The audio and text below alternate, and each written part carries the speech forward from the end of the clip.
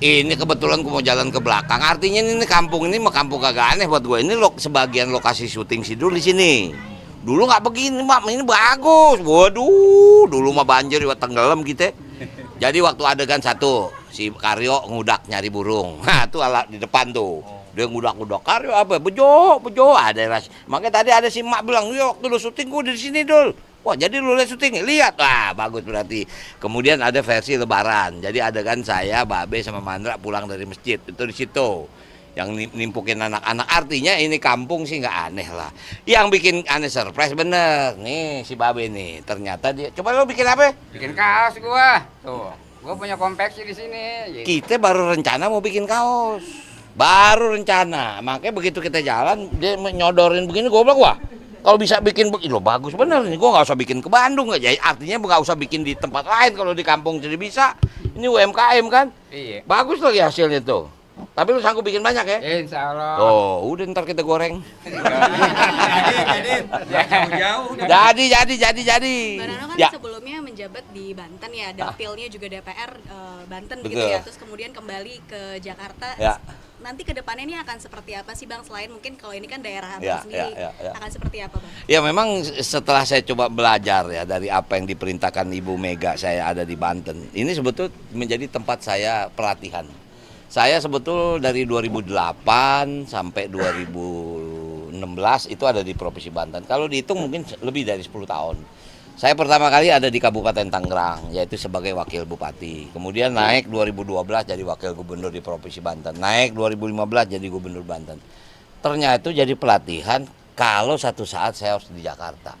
Gitu kan. Nah itulah sebetulnya impian Babe, sekali-kali gue lihat lo mau jadi gubernur.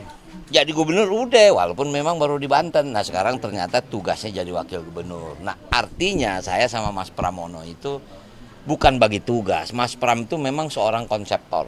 Ya jadi kemarin waktu saya ketemu sama Mas Pram malam setelah saya pagi diperintahkan Ibu Ketua Umum menjadi wakil, saya ketemu dia.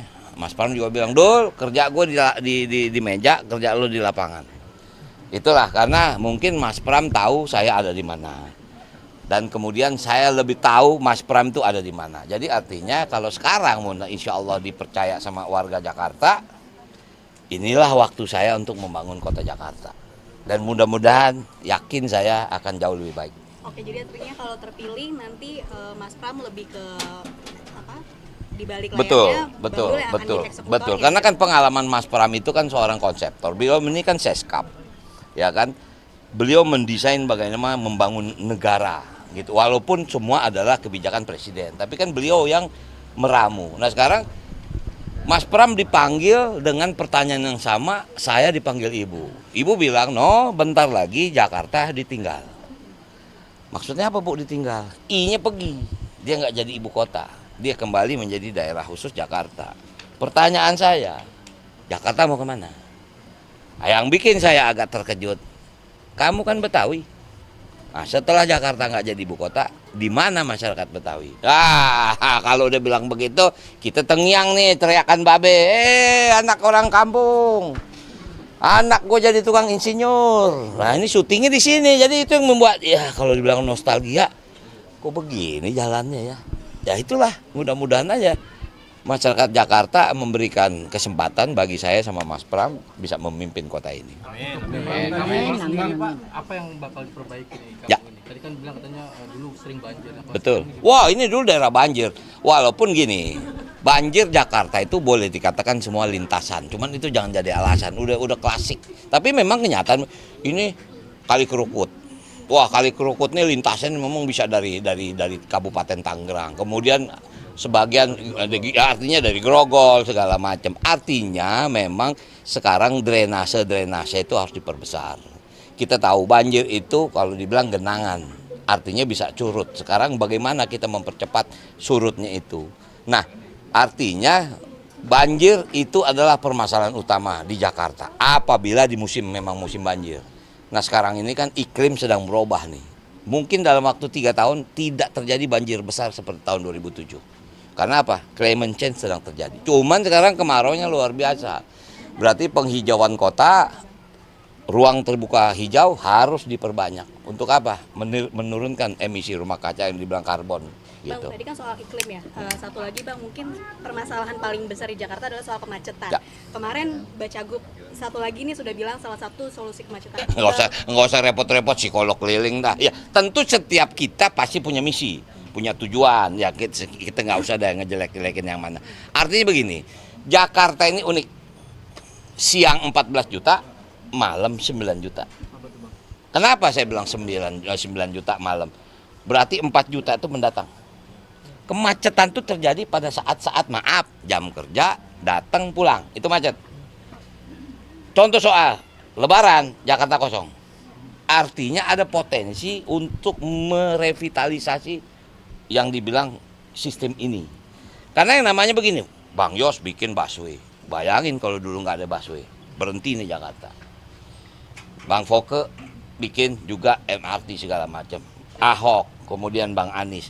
Makanya itu kemana kita ngarepin ini, insya Allah nih kita lagi mau minta waktu ketemu sama mantan gubernur. Karena Jakarta ini harus dibangun berkesinambungan, nggak bisa sendiri-sendiri. Kagak usah deh, visi gue begini. Enggak, Jakarta itu udah punya plotting. Apalagi sekarang anggaran APBD DKI sudah diketok, disetujui oleh DPRD. Anggaran 2024-2025, programnya ini. Nggak bisa nih gubernur baru, wakil gubernur baru kerja yang lain. Ini dulu yang mesti dikerjain.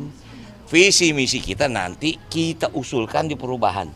Pasti terjadi di 2025-2020. Apa sekarang permasalahan? Oke, pemerintah itu bukan berarti gampang, tapi tugas utama cuma dua.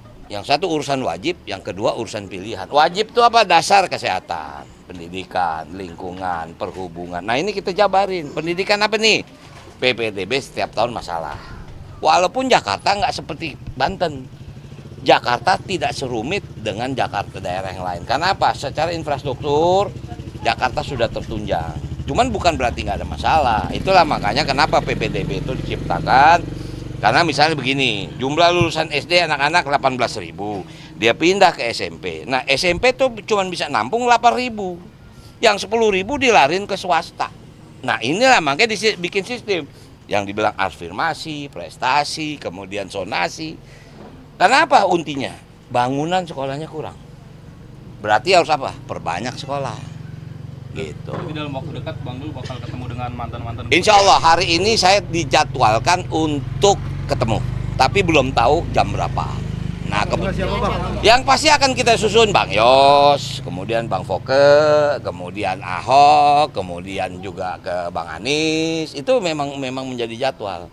Karena ya itulah, maaf mungkin kalau beliau dengan Mas Pramono jauh lebih kenal daripada dengan saya. Karena dari sudut pemerintahan kan. Nanti itu yang sedang kita jalin. Realita sekarang Bang Anies juga paham. Dia sudah tidak bisa ikut lagi. Ya buat apa juga bertahan-tahan. Yuk kita bangun rame-rame. Karena insya Allah ntar kita kelar barangkali ada jodoh tempat lain Bang Anies jadi yang lebih tinggi mana kita tahu. Yang penting mengkiranya Bang mau kemana sih waktu kemarin? Kenapa Bang bikin begini? Kenapa sih bikin jazz? Kenapa sih bikin ini?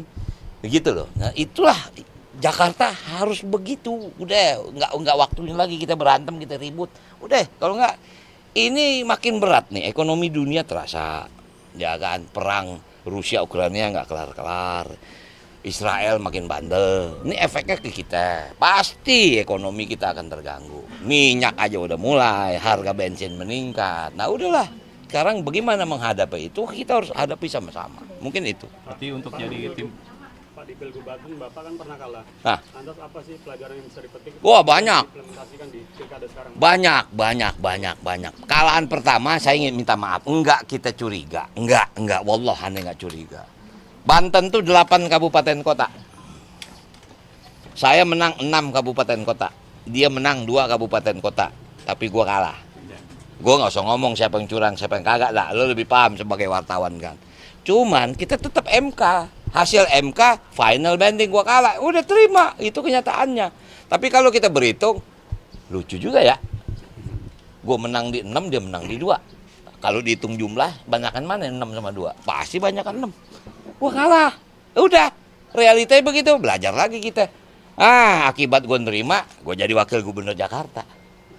Aja nggak?